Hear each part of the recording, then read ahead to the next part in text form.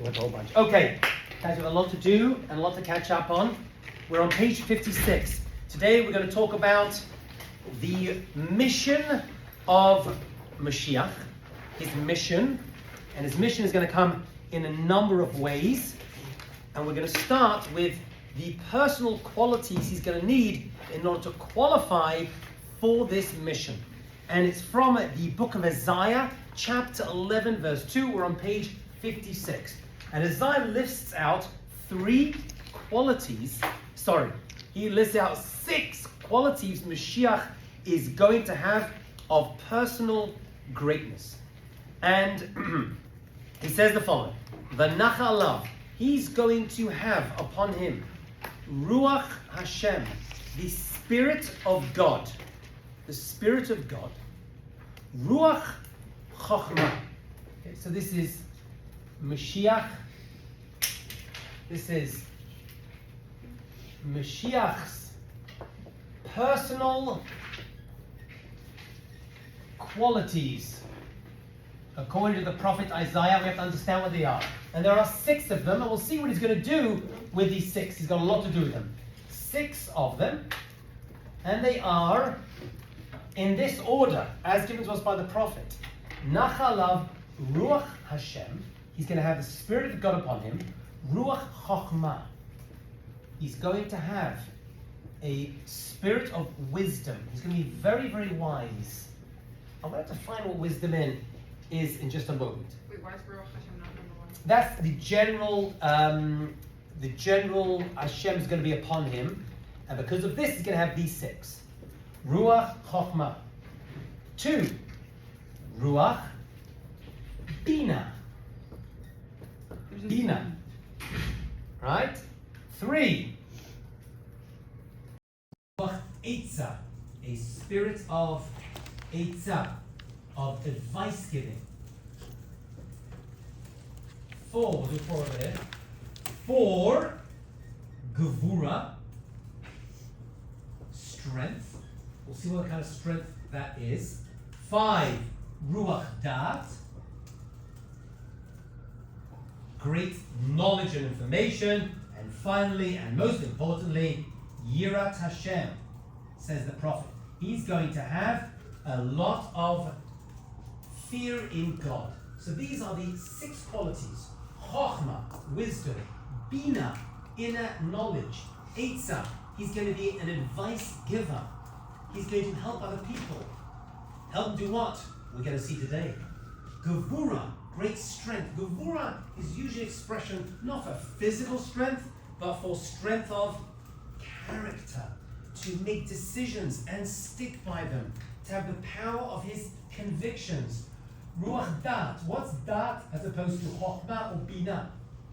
Chochmah, Bina, Dat. That doesn't mean he's going to be a member of Chabad, although that's where Chabad comes from. Chochmah, Bina, and Dat. Chochmah is wisdom. That is an understanding of how to relate to things, how to be wise, right? Stuff you have to kind of grow into. Bina is an inner knowledge, right? That you can build upon ideas from the past. That's what Bina is related to the word boneh, to build. Like women or those who have feminine souls, are more connected to Bina. Dat is general information. That's just general knowledge, stuff you just need to know. He's going to have all 3 of them. Okay? Chochmah and Bina and Dat. And he's going to be very fearful, and all of his actions and everything is going to be connected to his fear of Hashem. Yeah? Is Bina like understanding? Well, wisdom is more of an understanding. Bina is more of an inner intuition. That's usually how I translate it. It's an intuition. It's harder to put a name onto it. It's just kind of inner intuition I have on something. That takes Bina. Right? That's why women have Bina. They have this inner, it's almost, so you can't study it. It's kind of, either you have it or you don't have it. It's like a Bina thing. He's going to have this. Or maybe it grows the more a person learns. Okay? So those are the 6 qualities that the Yeshaya and Navi, Isaiah the prophet, chapter 11, verse 2, gives Mashiach in order to have. What does he need all these for? Well, actually, these are leadership qualities. If you want to know what Torah says about leadership quality. He's going to be the greatest leader, military and political, in world history. These are the 6 qualities he's going to have. What does he need them for? What does he need them to do? What's he doing with them all? Okay, he's a great leader. Well, what's he leading? Right, a party? What exactly is happening? So, the Rambam is going to give us a checklist of 8 things that he's going to have to do. First of all, they're going to prove that he is Mashiach, and they're going to be the mission of Mashiach. But first of all, he says that he's going to be a king, but he has a very unusual mission, and he's going to need all 6 qualities to figure this out. And that is, let's have a look at the words of the Rambam, chapter 12, verse 3, halacha 3 actually. And he says, B'mei HaMelech Mashiach, when in the days of Mashiach, kasher tityashev malchuto, when he is already sitting malchuto on his royalty, on his throne. What does that mean? When things are settled, after the wars of Gog and Magog, which we're going to talk about, after everything's said and done, he's now king in Israel. There is peace. V'yitkabsu alav, they are going to gather together. Kol Yisrael, all the Jewish people are going to go visit him. Everyone's going to get Yechidus with Mashiach. What's he going to do with them? Yityachsu kulam. He's going to give them yichus. What's yichus? Connection What's your yichus? to your family. To your ancestry. He's got, according to Rambam, a genealogical mission. He's going to tell everyone what their ancestry is. What aspect of their ancestry? We shall see in a moment. And he's going to do all of this, al piv, himself is going to speak it out, Baruch HaKodesh. He's going to do it with a heavenly prophetic spirit. He's going to tell people where they come from genealogically, Shetano Halav. And this spirit is going to rest upon him.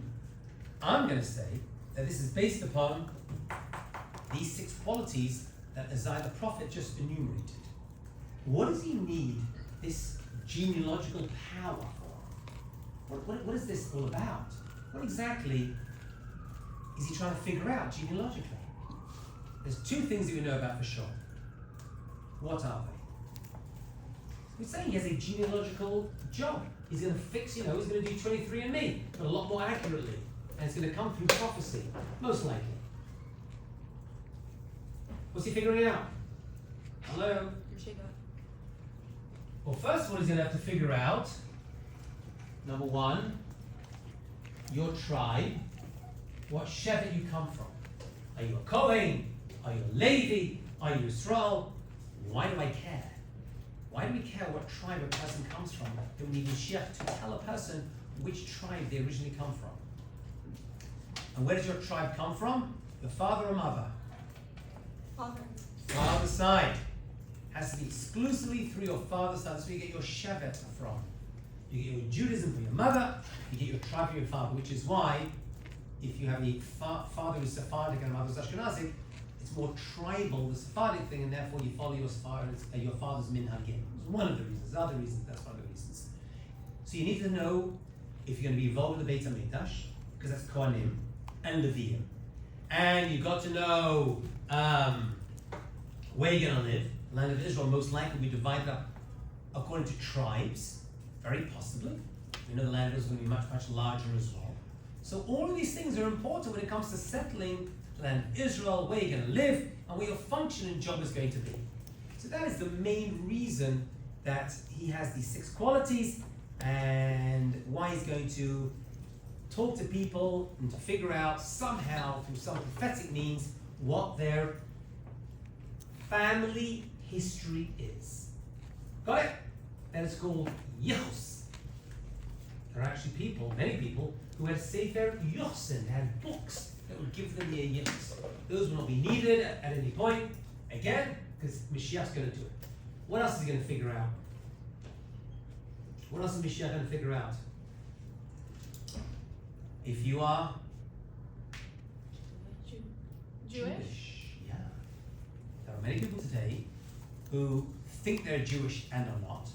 And many people think they're not Jewish and actually they are. Many such people. I mean, there's many Jewish people, by the way, who don't know they are Kohanim. I led a trip to Krakow. I took a young boy to see his great-great-grandfather's grave, not in Krakow. This is actually in the Warsaw Cemetery. And on his father's tombstone, there was this sign, which means that his father's father was a Kohen. And he had to leave the cemetery. Because a Kohen cannot be in a cemetery. Right? You get defiled by it. That's not a proof. He didn't know. Yeah. Cemeteries are a great proof to Judaism and to which tribe you got? Kahuna and Levi. Absolutely. So first one is tribe, but two is Judaism. Are you Jewish? So we're going to see the commentators are going to say that before Mashiach comes, we're going to see a lot of converts joining the Jewish people. But there's going to be a window of opportunity that they have in order to convert. There is a small window of opportunity that a person can be like, even once Mashiach has arrived, I don't know how the timeline is going to work. There will be a short window of opportunity that a person will be able to convert and become Jewish. Based upon his reckoning of that person, whether they are or are not. I heard the opposite. I heard that when Mashiach comes, you don't have a chance to either convert, because now you know that it's real. So Right. So there is a point when there'll be no more conversions. They're going to and close not the just shop. conversions, like where you are religiously, it stays because it's then. Okay, you're confusing Mashiach with Olam Haba. People will still be able to grow spiritually when Mashiach is here. Once a person dies, they do not, unless they have children or certain effects keep going on in this world. After when Olam Haba begins, that's when it kind of sets in. You're confusing Olam Haba and Mashiach. Mashiach comes, there will still be a chance for us to get closer, as we're going to see the writings of the Rambam and the prophets, to get closer to God at that time. There will be spiritual growth at that time. It may be different to how it is now, but there will be a time where there will be no more conversions, and that door is going to close. And that's not so weird, because in the days of King David, they stopped conversions for a while, and in the days of Shlomo Melech, says the Gemara, they stopped conversions, because in the days of David HaMelech, they were very, very concerned that a person was only converting because they were scared of the Jewish people, and in the days of Shlomo Melech, they were converting because everyone loved the Jewish people. Who didn't want to become Jewish then? It's like Hollywood 2024. Everyone thinks they're Jewish all of a sudden, or to get a role in some movie. So, Lahavdil, we're going to see the same thing. There'll be an opportunity, and then the door's going to close. I don't know precisely when. We'll find out. Is the opportunity supposed to be for people that either thought that they were Jewish their entire life, or people from different religions that want to become Jewish? I don't know the answer to that question. It may well be people who, it would make more sense that it's people who thought they were Jewish their entire lives. Or non-kosher conversion. Right? Because, and practice, I tell you what, first of all, it's a much shorter journey. Yeah. I had a student here many years ago who came in once, this is years ago, so like 18 years ago. She came to class at the press, and it was a religious girl. She found out that her mother's mother converted, and it was not a great conversion. And it took us to a great rabbi at the time, his name was Rabbi Blumenkrantz, a very great man. And he met with her in a pizza store in Brooklyn. And he met with her, and he schmoozed with her, and within 2-3 weeks she was converted. Because she was religious already. It wasn't, you know what I'm saying? It just didn't take them, it was like a year of learning. She knew what Shabbos was, she was a religious girl. Right? She just found out that it wasn't, and she wanted to. So it could be a much faster process for that reason. It's going to be faster, I think, also because the knowledge of God is going to be much more widespread. Right? And the exiles is going to be changed as well, but that will be do later. And is the world going to stay as it is? Okay, we're going to get to that. Hold on. That's going to be a machloket of the Rambam and the Ramban, but the world's going to remain the same or not. We're going to get there. So that's what the Rambam says. In order to figure out their tribes, so he's going to be like, you're from this tribe, you're from that tribe. Everyone's going to know their full genealogy. Right? Now, is this going to be natural means? Right? Is that what the prophet means when he says that? Is what the Rambam is referring to through some kind of genealogical knowledge?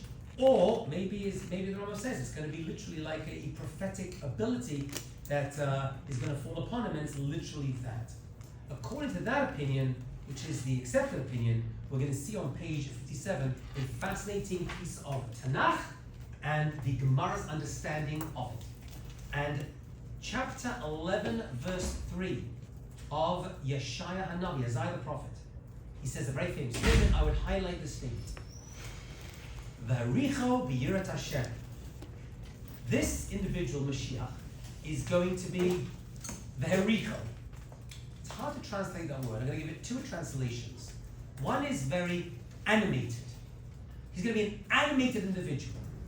He's not going to be like sitting there quiet to himself. He's going to be a real, out there person who is impacting the world. We're going to see the Rambam's going to double down on this idea. V'haricho b'yirat Hashem. Okay, that's nice. V'lo b'mara enav yishpat. He's not going to judge people by what he sees. So first of all, we know he's judging something, and we know he's not doing it. He's not using his eyes. Okay. V'lo l'mishma aznav yochia. And he's not going to judge people or chastise them by what he hears. What is going on? The prophet Isaiah is telling us that this individual, Mashiach, is going to judge people, Jews and non-Jews, based on what they've done. He's going to judge and figure out what tribe they're from, whether they're Jewish, and he's not going to do this by what he sees or by what he hears. Well, what's left? How are you going to figure out what a person's about? You ask them, don't you? You look at them. Try to figure it out. What's the answer? How's he going to do it? That's the first word in the pasuk. V'haricho. He's going to use reach, smell. There is a type of prophecy called the smell prophecy. It is unique to Mashiach. He's the only person that we know who has this type of prophecy. And he's going to use it for two things. One, to figure out stuff about people, and two, to prove that he is Mashiach. What is the form of it? I don't know. But it's called the smell prophecy. Why reach? What is it about the sense of smell that stands out among all other senses? So the sense of smell is a very interesting sense. First, we have to go back to Gan Eden, the Garden of Eden with Adam and Chava, Adam and Eve. And we know that they sinned when they ate from the Eitz Hadat, the tree of knowledge, Tov V'Ra, good and bad. And we know that they heard God say, don't eat from it. And they saw the tree that they should not have eaten from. And they touched the tree that they should not have eaten from. And they tasted the fruit. There is one of the five senses. We have five senses. When I was in school we did, probably like 48 of them now. But when else we had five senses, and one of the senses was to smell. They never sinned with their sense of smell. Nowhere does it say that they smelled the fruit. Say the Kabbalists and many, many other rabbis describe this and say, this sense of smell is therefore the untainted sense.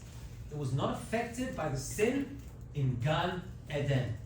It's pure, it's whole, it's the most spiritual sense that you have. That's why the word for spirituality is ruchniut, from the lashon of reach, from smelling. The two are connected. And he's going to have that in abundance. We learn this idea from the Gemara. The Gemara, this is actually Rava, says, wait a minute, what exactly is he going to use to get it? He says, Meriach, he's going to smell a person and judge them. Right? And it can't be through what he sees or hears. He's not going to hear about them like, yeah, my great-grandmother was, I don't care. Right? And I think, can't you see? Look at me. Look at the size of my nose. Don't I look Jewish? Not good enough. What exactly is he's going to use the prophecy. He's going to get through these 6 virtuous qualities we spoke about, and he's going to use these to figure out a number of things and to prove that he's Mashiach.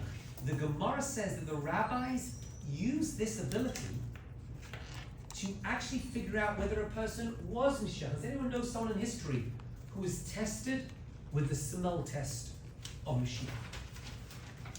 There was one man that we know about who said he's Mashiach. Bar Kochba, yeah. Bar Kochba was a very great rabbi in his day. Rabbi Akiva said he had ability to become Mashiach. He wasn't. And the rabbis tested him. I don't know what they did to test him, but I know that they did. The Gemara tells us. And they said, if you really are Mashiach, take the smell test. This is a Gemara. It's not a something like, story midrash. This is actually Gemara. And they tested him, and he went out, and he was not able to pass this prophetic smell test, whatever checks they put before him, and he failed it. And it's going to sound weird, but after this they said, you are now a false Messiah, you've claimed you are and you're not, and therefore you are chayav mita. Some say they killed him. Some say they didn't kill him, but they gave him up to the Romans. Some say they didn't do that. Either they just kind of like put him out of the community, they kind of like put him in cherem, they chastised him, and after that, the Romans are like, you know what, another false Messiah, will put this one to death as well. Right? Because there were an abundance of, you think there's a lot of false messiahs today? There are. There's a ton more then. Like every second Jewish housewife was someone who thought they were Mashiach. Yeah. Right? So that's what was going on. So this is, first of all, a proof that he's Mashiach, and it's one of his missions to figure stuff out about people based upon this reach, ruchniut, inner intuition form of understanding. All right? Good. Questions? Let's steam on. Page 58. Let's look at the probably most famous Rambam. And the Rambam is in the Laws of Kings, chapter 11, verse 4. This is the only person I've ever met in world history who gives us the qualifications to be Mashiach. We saw one from the Gemara that the Rambam brings out. Here are the 8 things that Mashiach is going to have to do in order to be Mashiach, in order to prove to us that he is. And the Rambam divides this list, very interestingly, into 2 groupings, 5 and 3. 5 and 3. And this list, although he lists it in this format, you look at these, the actual words of the Rambam, these are all based upon the words of the prophets. So he went through the prophets, and he went through the Gemara, and he went through the Mishnah and Gemara, and he brought together this list and said, these 8 things are going to prove that Mashiach is Mashiach. Okay? So we'll start with 5, and then we'll look at a very interesting word of the Rambam, and we'll do the last 3. Okay? If you know these 5, you know the Mashiach is not here yet, as I will prove to you very clearly. Although most comments on my videos unfortunately say, he will say 2,000 years ago, he wasn't, as we're going to see very clearly. Number 1, he has to be Mibeit David. He's got to be a direct descendant of King David. He's going to have to prove that his great-great-great-great-great-great-grandfather was King David. If we don't know who his father was, or if there is an insane claim that his father is God in some form of immaculate conception, that rules him out.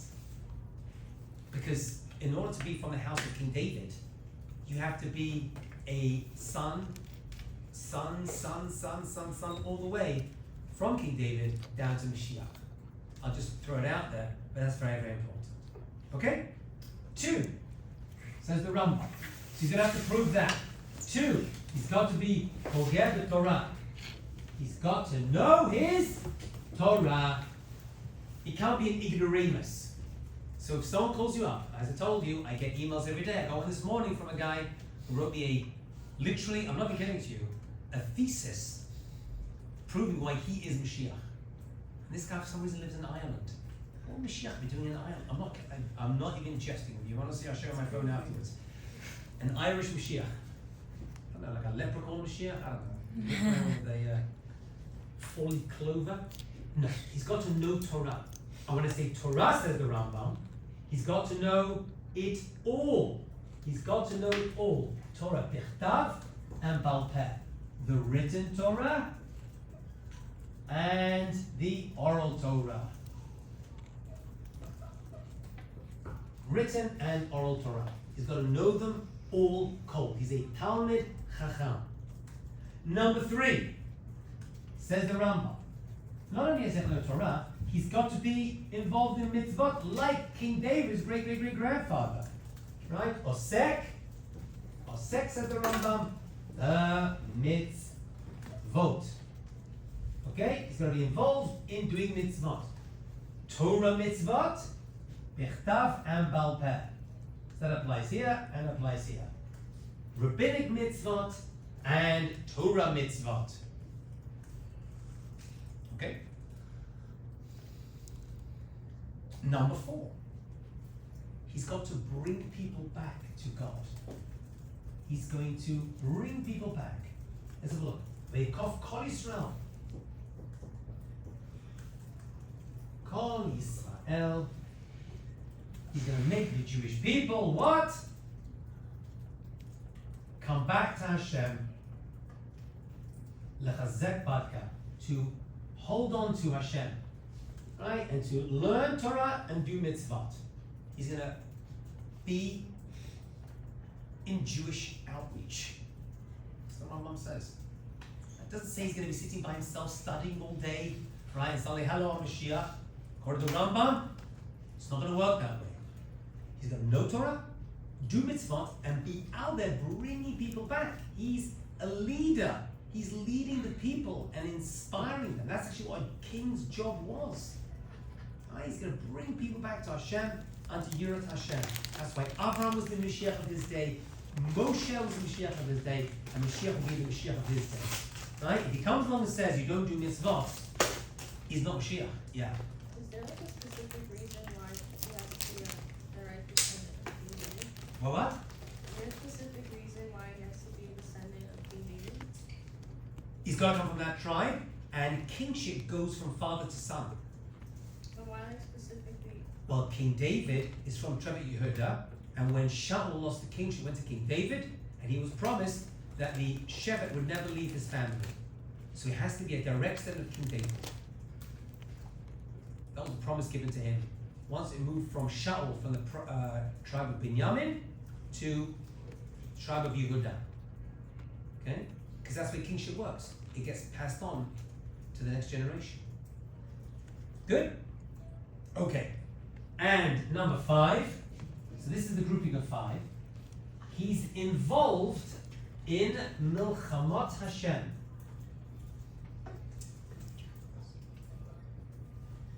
He's involved in the wars of God. Milchamot Hashem. He's involved in the wars of God. Fighting the wars of God. What is that about? What wars are we talking about? The one happening right now. The one happening right now. Most likely. Okay, so this wars of Hashem, says the Rambam, and by the way, these 5 are going to put him, the Rambam, these 5 are going to put him into Cheskat Mashiach. You can assume, but it's not guaranteed.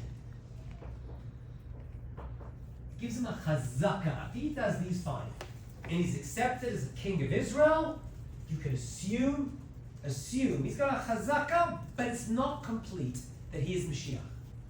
Okay? So the Rambam, even the Rambam is a little bit, we're not sure until he comes. There's going to be many scenario situations where someone could come. These wars of Hashem, when I was a kid, I went to extremely religious Haredi yeshiva, and they say these are spiritual wars. They're not wrong. But one cursory reading of Tanakh, which unfortunately as a yeshiva boy I did not do as a child, it was all Mishnah and Gemara. These are physical wars. Actual wars of Gog and Magog, defeating Amalek. These are actual physical wars that he's going to be involved in and somehow leading. If not physically, then at least like Moshe Rabbeinu, right, because Avraham Avinu fought physically, together with Eliezer, against the 4 kings, to beat the 5 kings. Those 4 kings represent the 4 exiles we've been in. Were the 4 kings be the 5 kings? We saw that a couple of parashas ago. There were 4 kings killed the 5 kings. Then Abraham and Eliezer went to rescue Lot and kill the 4 kings. Those 4 kings represent the 4. So Abraham was actually involved in that battle. Moshe was not when he fought Amalek. He just put his hands up in the air. Right? He wasn't physically able to. Put his hands up in the air, he was able to do with some help from his friends. However, Mashiach is going to be involved in these actual physical wars, directing them, or maybe in them. That's what the Rambam says. So he takes on this leadership quality and leads the forces of the Jewish people against Amalek and against Gog and Magog, whoever they are. We'll discuss that later in the semester. You can assume, Hare ze cheskat shu Mashiach, says the Rambam. I'm just reading the words of the Rambam. So if anyone asks you who told you this, don't say Rei Hajjaf. They don't know who I am. See, the Rambam says this, Laws of Kings, chapter 11, verse 4. Then we come to the last three. So the latter three of the Rambam are a lot more interesting, and they are going to put this potential Mashiach into another category, which is called Vadai, absolutely Mashiach, without a shadow of a doubt. So maybe the Rambam is describing a process that starts with a chazaka and ends up with an absolute, or maybe a person could get to chazaka and not make the absolute. I'm not sure. It hasn't happened yet. Here are the last three qualities and missions to prove he is Mashiach. Number 6, he's going to win the wars. Right? Asa v'tzliach. He's going to be matzliach in these wars, in these milchamot. He's going to win wars. Right? That's what a king is doing. I know you want to think of a king since he's got a throne, but one of the main jobs of a king is to not be a spiritual leader. He may be a spiritual example, but his real job is to protect the people and to wipe out enemies and to increase the size of the land of Israel, which Mashiach is going to do as well. Make it much, much larger. Much. Okay? So he's going to win wars. Just the fact he's fighting is not sufficient. And he's going to defeat the nations who are attacking us from around Israel. That's number 6. Number 7. He has to build the third and final Beit HaMikdash. That is a proof, as well as the mission, that he is Mashiach. And that puts you into Vadai. From this last three make you Vadai. Okay. Absolute. Interesting word. Look at number 7. Ubana Mikdash. What does he say? What? Bimkomo. What's Bimkomo mean? In its place. What's its place? Harabayit. Temple Mount. Why, is there an alternative? Yeah. Build wherever you want. Build it a lot. Not good enough. Tel Aviv. Not good enough. Haifa. Not good enough. It's got to be in the exact, precise spot of the 2 previous Batei Mikdash. How do we know precisely where that is? We don't, but Mashiach will. And we have evidence of this, my dear friends, from history, when the Jewish people returned to build the second temple.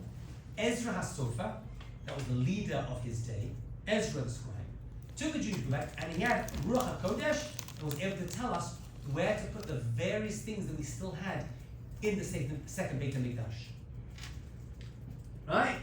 Mashiach's going to be like, Aaron goes there, menorah there, Mizbeach over here. He's going to get it precisely in the exact energy spot. He's going to have to get it. There's no way of knowing that. It can only come through Ruach Kodesh and Nevuah, prophecy. Remember, Mashiach's going to be a prophet. And he's going to use his prophecy to build the third and final Beit HaMikdash. There has been chatter for the first time I've ever heard in my entire life, for 52 years on earth, of people now saying, we're ready to build the third and final Beit HaMikdash.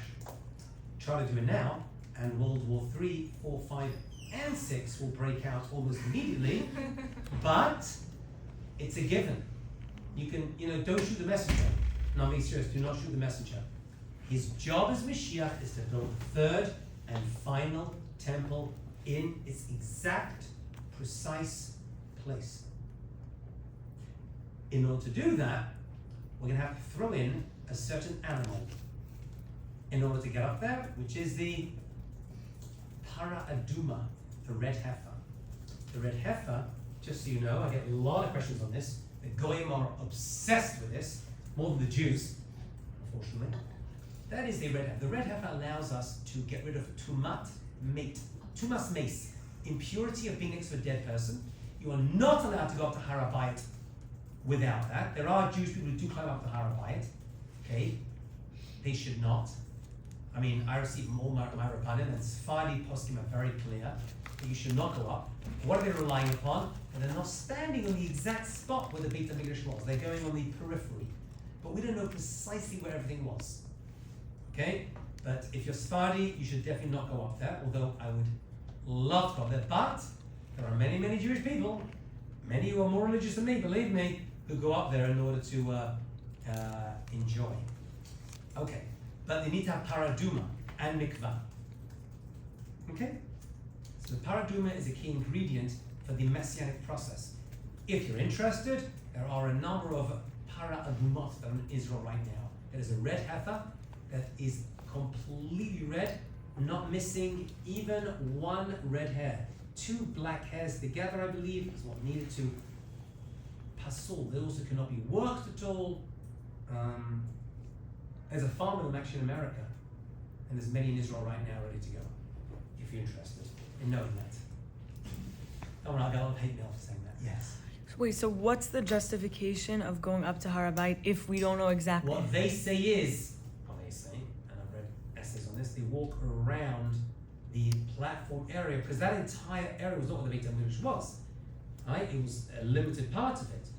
Right? Where the Kodesh Kodashim was a small limited part. And they'd be like, well, walking around, because we know there's a platform up there, suppose I've never been up there, there's a platform up there, and they're walking around that area, so they're not walking on the exact Makom Mikdash.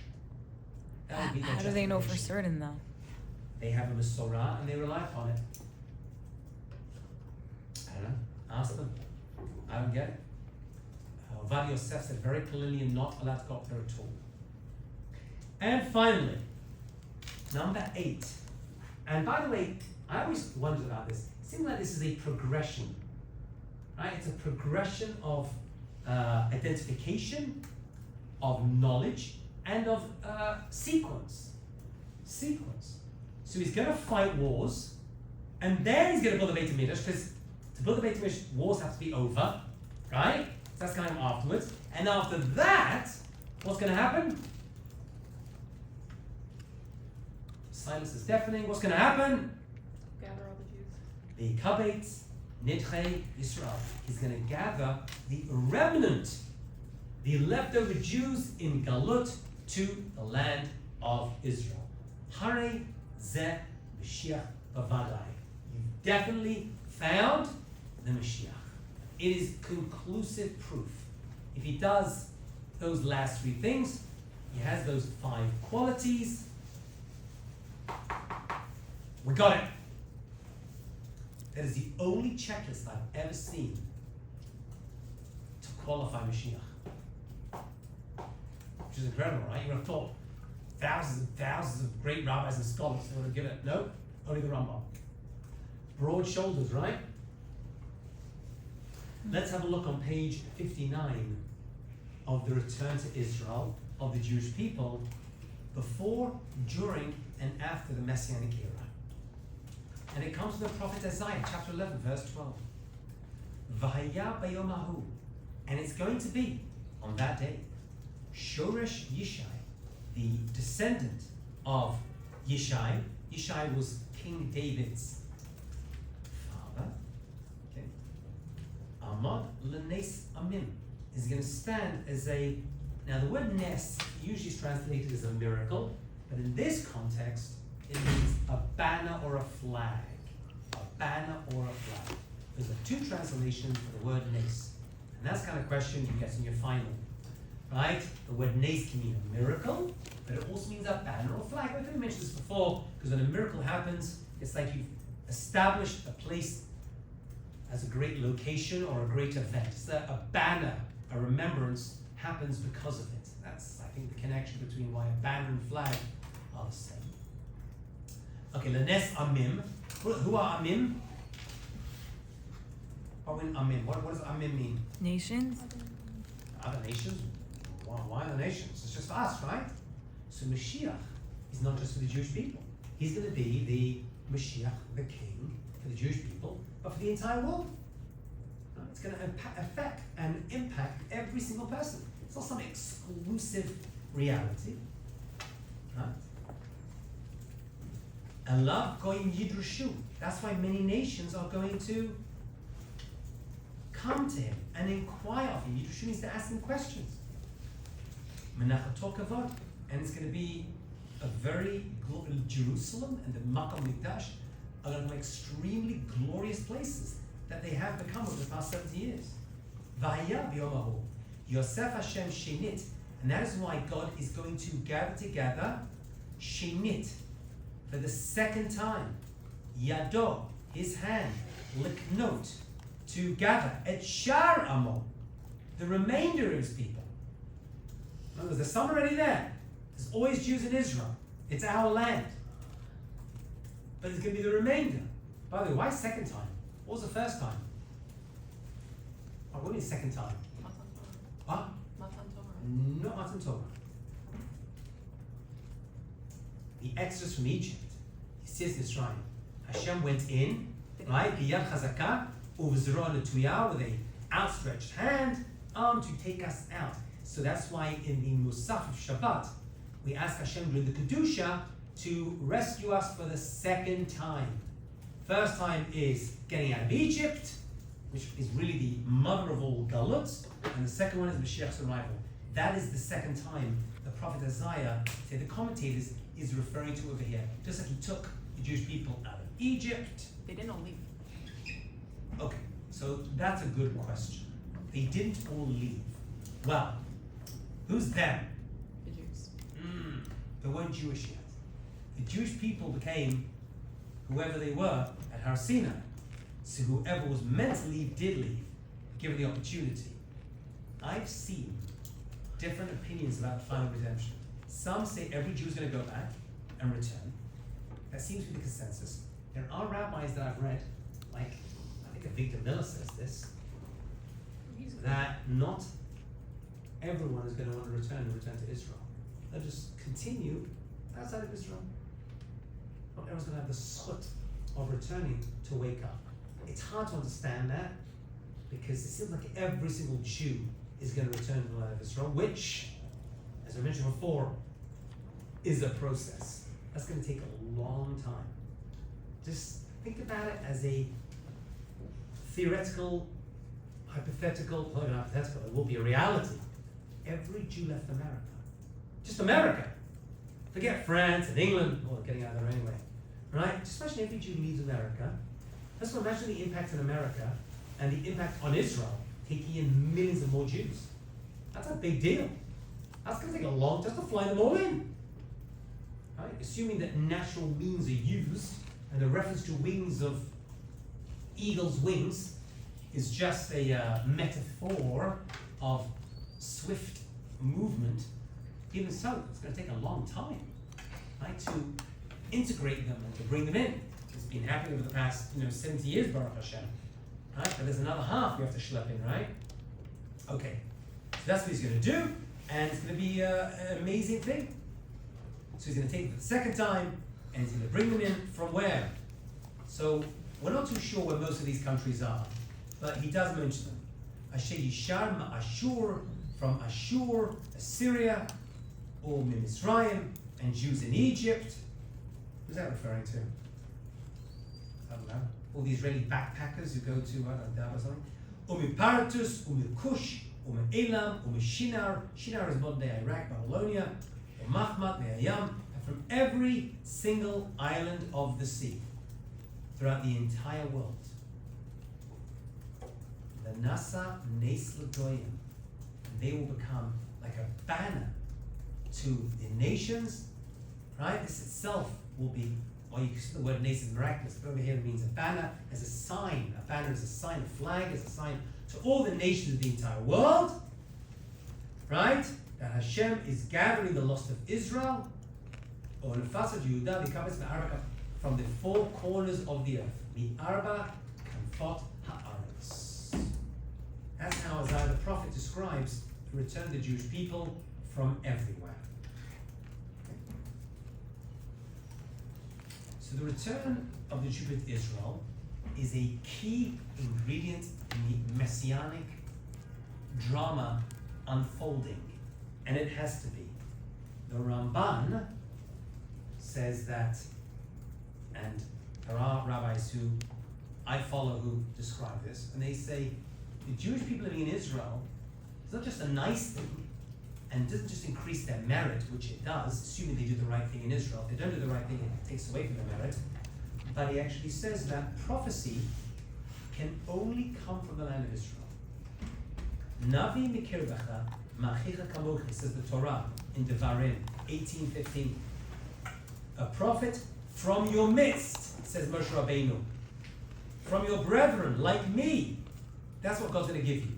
Mikirbecha, says the Ramban, from your midst, lirmoz, this is a hint, she'en nevuah ela be'eretz Yisrael.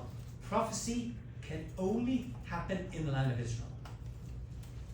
Now that's weird, because there have been exceptions to that. Mm-hmm. Daniel the prophet received prophecy outside of Israel, and he's one of the greatest prophets.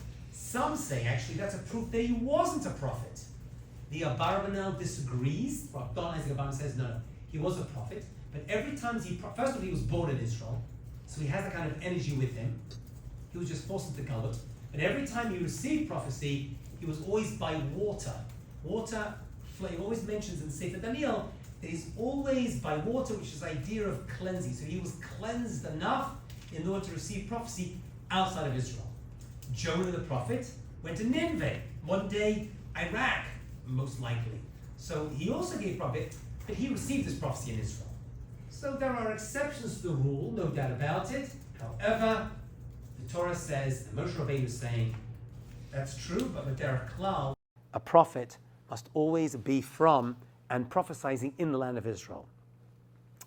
I have a source that says, although many have argued with this, and it's not mine, but Rabbi Ari Kaplan, I actually reprinted my book through Feldheim again, and they had a rabbi in Israel review the entire book, and the only thing he picked up on was, where do you get this following idea I'm about to tell you that I put in my book? Which is that the majority of the Jewish people need to be living in the land of Israel in order for prophecy to return. The majority of the Jewish people need to be in the land of Israel for prophecy to return to the Jews. Not just in Israel, but you need to have all the Jews there, or 50.001%, the rove, the majority. The idea is that you're channeling the power not just of the land and the person, but the people as well. When the prophet spoke, he isn't just like talking from himself or talking because he's in Israel. He's kind of like channeling all the people that are there. It's like in there, and it makes sense, right? Because when a prophet speaks, he's talking to them. So they have to be able to makabel it, to accept it.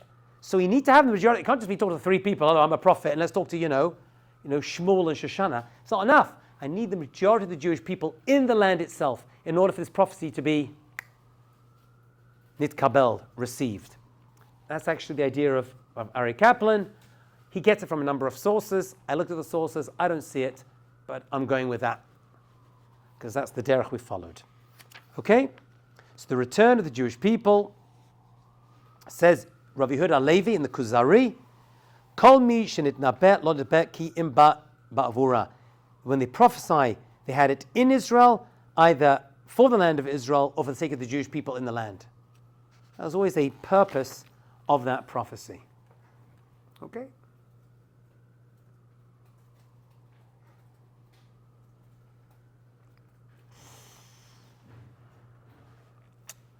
Okay, I want to return your midterms. So I'm going to just leave the next piece. So someone remind me, we're on page 60, note 3. Let's just do note 2. Note 2 is Yechezkel the prophet. Ezekiel the prophet also speaks about it and says that God is going to gather Jewish people from all parts of the world to the land of Israel. So we have two prophets in two separate prophecies describing kibbutz galiot, the return and gathering of the Jewish people to the land of Israel. And next class, I want to do a prophecy of Daniel and the Ramban's understanding of it on page 60. Can someone please remind me we're there, and we'll do that on Tuesday after Thanksgiving. Yeah, can everyone see it? I want to do that prophecy. It's a very, very interesting prophecy of Daniel. Remember, Daniel was one of the few people who knew Mashiach's arrival time. So if he says it, we got to listen to it. So we're up to number 3? Up to number 3, yes, please.